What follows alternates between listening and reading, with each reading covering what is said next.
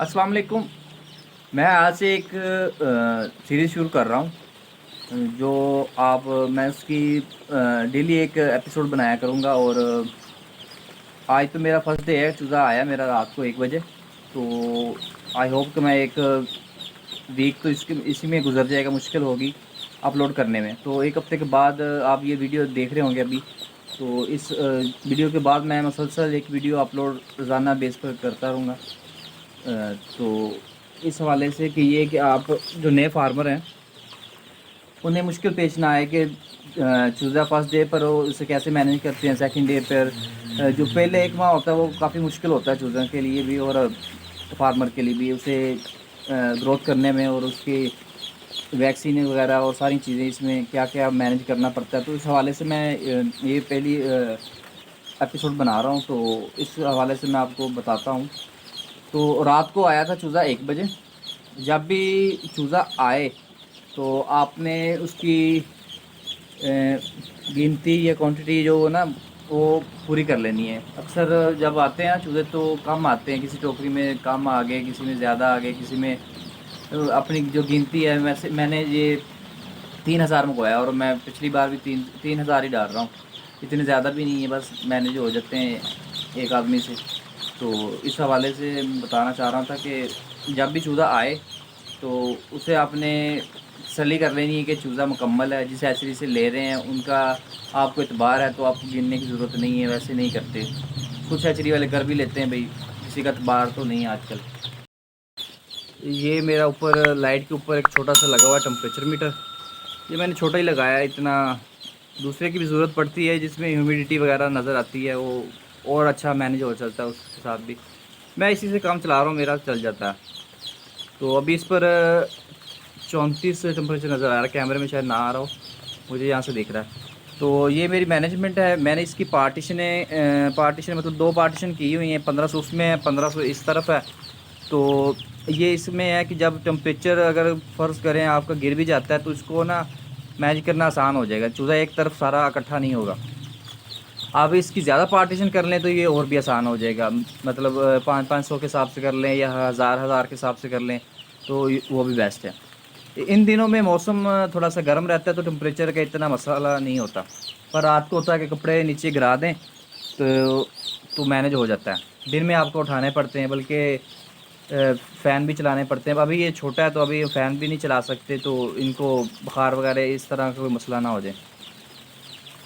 तो पहले दिन में आपने ये चीज़ें का ख़्याल करना है कि जब चूज़ा आए, अगर आपका चूज़ा आ रहा है कहीं दूर से तो आपने हैचरी वालों से रब्ता करना है कि जब वो आपके पास डिलीवर करें ना तो आपने उनसे पूछना है कि इसका हैच किस टाइम पर निकला था मशीन से। तो उस हिसाब से आपने चूज़े को ट्रीटमेंट देनी है। अगर चूज़ा निकला है कि आज जैसे मेरे पास रात को 1 बजे आया था तो ये दिन 10 बजे इसका हैच ओपन हुआ था। इस हिसाब से जब वो मेरे पास पहुंचा तो उसे काफ़ी तकरीबन 15 से 20 घंटे हो चुके थे। तो इसलिए इसे कुछ लोग तो बल्कि मैंने भी ऐसे ही किया था शुरू में कि जब आता था तो मैं इसकी फ्लशिंग वगैरह कर देता था। तो फ्लशिंग का भी आपको मैं तरीका बताऊंगा किस तरह करनी है। हाँ, अगर आपका चूज़ा कहीं दूर से आ रहा है तो आपने देखना है कि उसके अगर 24 से 25 घंटे हो गए हैं या 30 घंटे हो गए हैं या इससे ज़्यादा भी हो गए हैं। ये एक तो ये 72 घंटे की इसकी ना नेचुरल खुराक इसके अंदर होती है, ये सर्वाइव कर सकता है 72 घंटे तक। तो आपने देखना है कि अगर आपके पास 40 घंटे बाद आ रहा है, 50 घंटे के बाद आ रहा है, 60 घंटे के बाद आ रहा है, तो आपने आते ही इसकी फ्लशिंग नहीं करनी। वो अंदर जो उसके चीज़ें खुराक वगैरह उसके अंदर जो अपनी वो माँ से नेचुरली लेके आया था वो उसने यूज़ कर लेनी है, तो उसे फ्लशिंग करने की इतनी ज़रूरत नहीं होती। तो अगर कर देंगे तो चूज़ा कमज़ोर होने के चांस होते हैं, वो कमज़ोर हो जाएगा, तो उससे आपकी मोर्टेलिटी भी असर हो सकता है। तो आपने करना है क्या है कि अगर चूज़ा दूर से आ रहा है तो आपने आते ही उसे थोड़ी देर शेड में रखना है, उसकी टेम्परेचर मेंटेन करना है उसका, और शेड के हिसाब से उसे शेड में ओपन करना है। तो ओपन करने के बाद आपने उसे पानी प्रोवाइड करना है। पानी प्रोवाइड करने के बाद आधे घंटे के बाद आपने फीड डाल देनी है। ये जैसे कि ये देख रहे हैं फीड खा रहे हैं। ये मेरी दूसरी दफ़ा फीड मैंने डाली है। एक दफ़ा मैंने रात को डाली थी लगभग 2:30 बजे। तो और अब सुबह मैंने ये डाली है 6:30 7 बजे, इतने बजे डाली थी। भी ये देख लें खा रहे हैं, तो आपने ये देखना है कि ये ख़त्म ना हो खुराक इसके आगे से। जब ख़त्म हो जाए और डाल देनी, ज़्यादा भी नहीं डालनी कि ये ख़राब कर दें, ख़राब करेंगे तो ये ज़ाया हो गया आपकी खुराक। आपने खुराक बस इतनी सी डालनी है कि ये जो नीचे वाली प्लेट का हिस्सा ना वो कवर हो जाए, बस इतनी से आपने इसको खुराक प्रोवाइड करनी है शुरू में। तो आपने देख लेना है कि खुराक का जो साइज़ है ना ये ब्रीक वाला हो, जो इसके खाने के मुताबिक हो, बड़ा साइज़ ना हो, वो इसके खाने में प्रॉब्लम करेगा। अगर करीब कहीं से आ रहा है तो आपने उसकी फ्लशिंग कर लेनी है। वैसे तो फ्लशर भी मिलते हैं, मगर जो नेचुरल या देसी तरीका है वो इसी तरह है कि कोई चीनी के पानी से भी कर देते हैं, शुगर से, और कुछ उससे भी कर देते हैं, गुड़ से। शक्कर वाला पानी पिला देना। अगर आप करीब से कहीं से मंगवा रहे हैं तो दूर से आ रहा है तो आपको उसे फ्लशिंग करने की ज़रूरत नहीं है, तो आपको फ्लशिंग उसे तीसरे और चौथे दिन पर ले जाएं। तो उसका जैसे उस दिन पर जाएगा तो मैं आपको बताता रहूँगा। अभी मैंने इसकी फ्लशिंग वगैरह नहीं की है, फ्लशिंग वगैरह की नहीं है, इससे सादा मैंने पानी पिलाया। अभी टेम्परेचर बाहर बढ़ने वाला है इधर, तो हमारे एरिया में इस टाइम इस मौसम में अगस्त के मौसम में ये जाता है 38 पर चला जाता है टेम्परेचर, कई बार 40 पर भी चला जाता है। पिछले माह में इस 40-41 पर भी चला जाता, तो फ़ैन वगैरह लगाना पड़ता था। तो अभी ये 38 पर जाएगा तो टेम्परेचर थोड़ा ज़्यादा हो जाएगा। तो ये पर्दे जो पीछे लगे हुए हैं तो ये मैंने फ़ोल्ड कर देनी है ऊपर को। टेम्परेचर के हिसाब से आपको चलना पड़ेगा। ये शुरू में मैं आपको दिखाता हूँ, ये देखा ये 34 इस पर आ रहा है, तो 33, 34, 35 ये इसका आइडियल टेम्परेचर है फर्स्ट डे पर। तो आपने इसके हिसाब से चलना है। अगर आपका मैनेज नहीं हो रहा, सर्दी हैं, तो आपने इसके अंदर ब्रूडिंग एरिया का भी इंतज़ाम करना है। और आपकी बिजली का बैकअप जो है ना वो ज़रूरी है। ये मेरे बिजली पर है तो ऊपर मैंने एलईडी लगाई हुई हैं, ये आप देख रही हैं, छोटी छोटी एलईडी लगी हुई हैं, ये काफ़ी सारी लगी हुई हैं। इधर भी 2 लगी हैं, वो आगे भी लगी हुई है। ये आपका बैकअप है कि आप बिजली जाए तो इस पर आप मैनेज कर सकें। फ्लोर की बात करें तो सबसे पहले आपने देखना है कि अगर आपका शेड जो है उसका फ्लोर कच्चा है तो आपने उसका अच्छे से लेवल करना है, उसमें खड्डे वगैरह ना हो।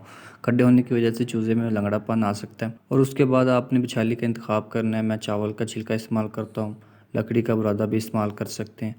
तो चावल का छिलका हम एक इंच डालते हैं गर्मियों में, और सर्दियों में हम 1 से 1.5 इंच 2 इंच भी डाल लेते हैं। गर्मी में इसलिए कम डालते हैं कि नीचे से हीट पैदा करता है और टेम्परेचर पहले ही ज़्यादा होता है गर्मियों में।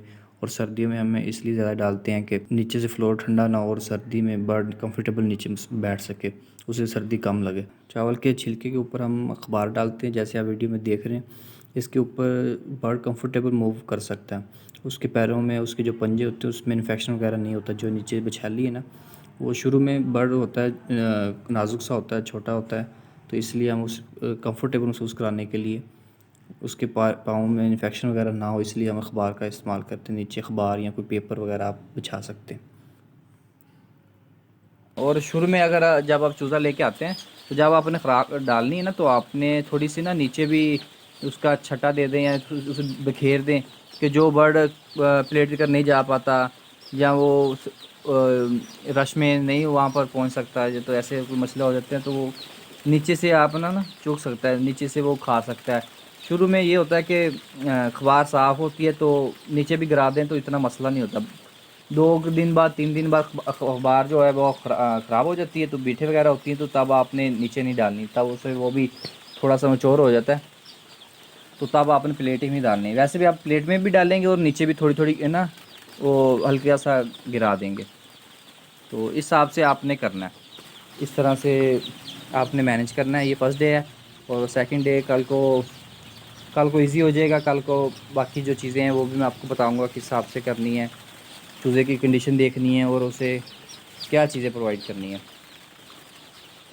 अभी मैं आपको इसे ओआरएस और थोड़ा सा विटामिन में इसे डाल के पिलाता हूँ, क्योंकि टेम्परेचर बढ़ने वाला है, और थोड़ा सा ये इसके अंदर इम्यूनिटी स्ट्रॉन्ग हो जाएगी। विटामिन है वो इम्यूनिटी के लिए है। और ओआरएस का इस्तेमाल करेंगे हम डिहाइड्रेशन से बचने के लिए, जो गर्मी में हो सकती है।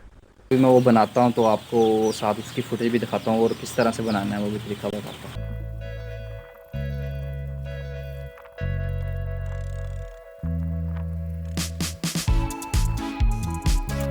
ओआरएस डालने लगा हूँ।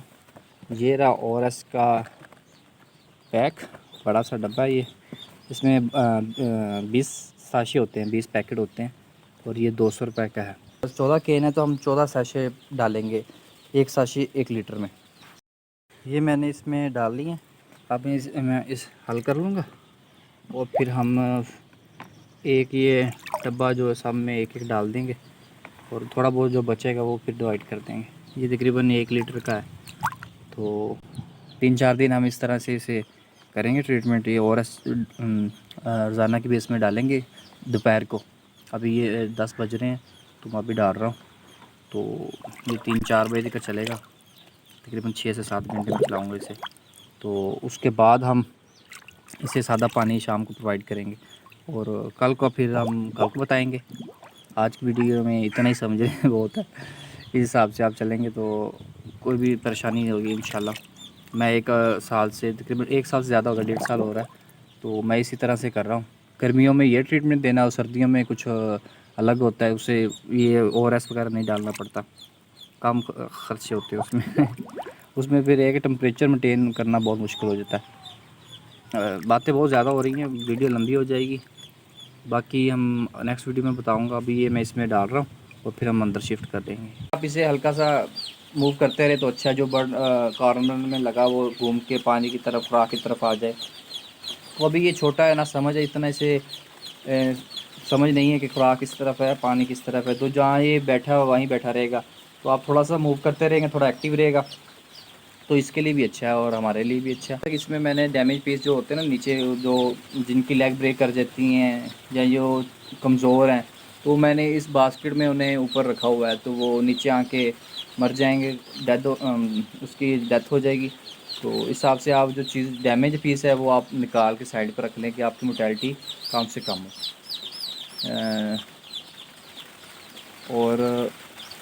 और कोई आपको क्वेश्चन है तो आप नीचे कमेंट में मुझे क्वेश्चन पूछ सकते हो, मैं उसका जवाब दूंगा इंशाल्लाह। ओके, अल्लाह हाफिज़।